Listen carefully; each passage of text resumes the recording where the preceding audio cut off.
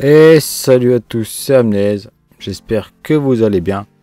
Moi pour ma part, ça va nickel les amis. Donc aujourd'hui on va se retrouver pour une nouvelle vidéo.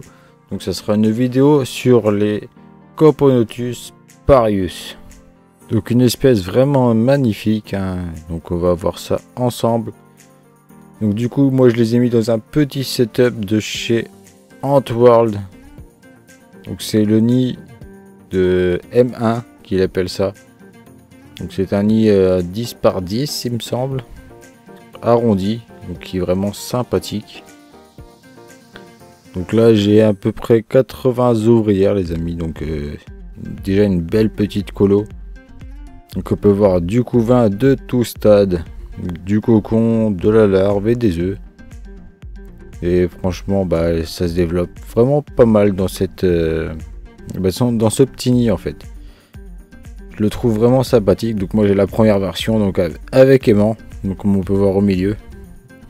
Mais maintenant il fait des nids avec vis, donc qui est beaucoup plus sympathique à regarder, beaucoup moins de chances que ça s'ouvre.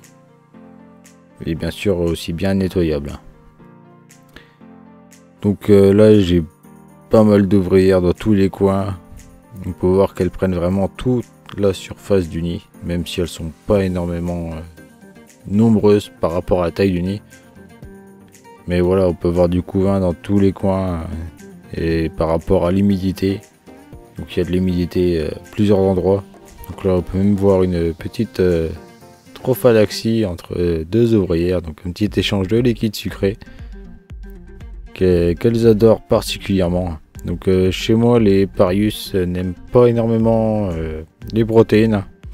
Elles renient assez beaucoup quand même les protéines, que ce soit les blattes ou les verres de farine. Elles y touchent pas beaucoup, hein. Je sais pas pourquoi. Donc du coup ce qui fait que j'ai pas énormément de couvain. Donc il faut que j'arrive à trouver le moyen de leur donner plus, de les assimiler à y aller sur les protéines. Donc niveau de l'aire de chasse, voilà, c'est une petite aire de chasse basique. Voilà, j'ai encore deux trous là qu'il faut que il faut que je change l'air de chasse, hein. C'est pas terrible. Donc là on a même une petite ouvrière qui se nettoie là. Donc c'est un petit abreuvoir que j'ai mis en annexe. Donc un tube avec de l'eau, hein, tout simplement. Mais voilà, il faut que je change l'ADC qui n'est pas terrible. En plus le liquide sucré que dans le sable, il faut que je nettoie tout ça. De toute façon là il faut que je change tout ça, c'est pas top. Et c'est pas assez grand je trouve. En tout cas voilà, on peut voir qu'il y en a vraiment partout, hein, des fourmis, elles aiment bien. Bon, elles sont bien salies aussi une bonne partie du nid. Donc là maintenant on va passer en macro. C'est beaucoup plus joli, hein. On peut voir les belles couleurs qu'elles ont, c'est vraiment magnifique, hein, ces petites fourmis. Avec leur noir assez brillant et leur castre doré. C'est juste magnifique. Franchement... Et on peut même y voir les petites larves qui sont verdâtres par rapport au liquide sucré qui est vert que je leur donne. Donc ça fait, voilà, on peut voir les taches vertes sur les larves, c'est juste magnifique. Il y a une petite ouvrière qui a une patte arrière un peu paralysée, je sais pas pourquoi, bon. Ça après, bon, voilà quoi. Mais bon, les ouvrières vivent leur meilleure vie là-dedans, hein. C'est peut-être du 3D, c'est peut-être du plastique et tout ça, mais franchement il n'y a aucun souci. J'ai même pas eu une perte d'ouvrières, il n'y a pas une ouvrière qui est morte, hein, depuis qu'elles sont dedans, et ça fait quand même un petit moment, hein. Et voilà, bah, d'à côté je vous mets un petit suivi de ce nid et en même temps de l'espèce. Donc là on peut même voir la reine avec son gastre qui est doré, un peu brillant, comparé aux ouvrières qui est argenté. C'est pour ça que je kiffe cette espèce. Elles sont juste magnifiques, rien à dire. Et d'une bonne taille en plus.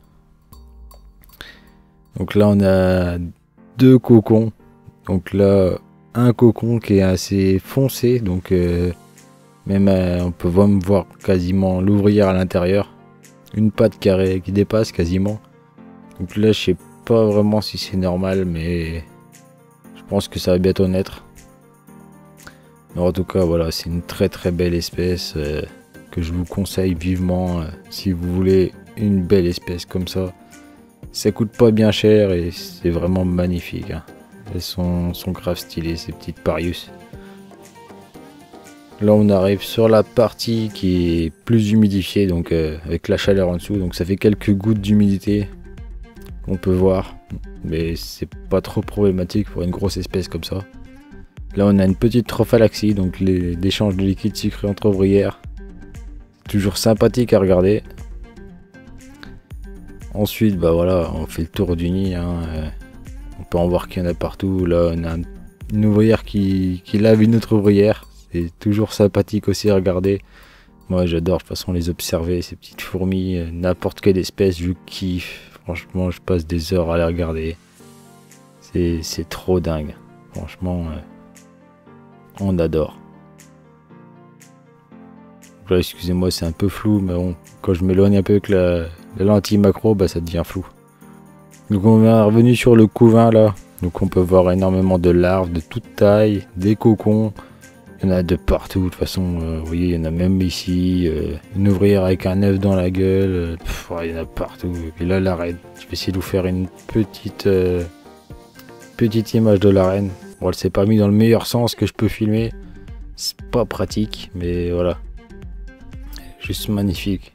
Même là, on a une petite ouvrière qui est en train de laver un cocon. On la voit là, sa petite langue là, en train de lécher le cocon. Pour le nettoyer. Je m'en lasserai jamais. Hein. De toute façon, c'est juste dingue à regarder.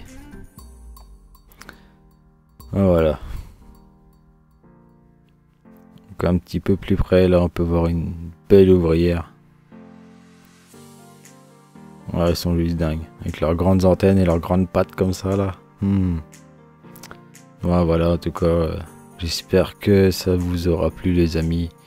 Moi je vais vous laisser là-dessus, puis bien sûr on va se retrouver très prochainement pour une nouvelle vidéo.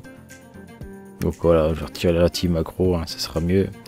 Et sur ce les amis, si la vidéo vous a plu, n'hésitez pas à lâcher votre plus beau pouce bleu pour le référencement, ça fait toujours plaisir. Et bien sûr à vous abonner avec la cloche si c'est pas déjà fait. Et nous bien sûr on se retrouve pour une nouvelle vidéo. Allez ciao ciao les amis.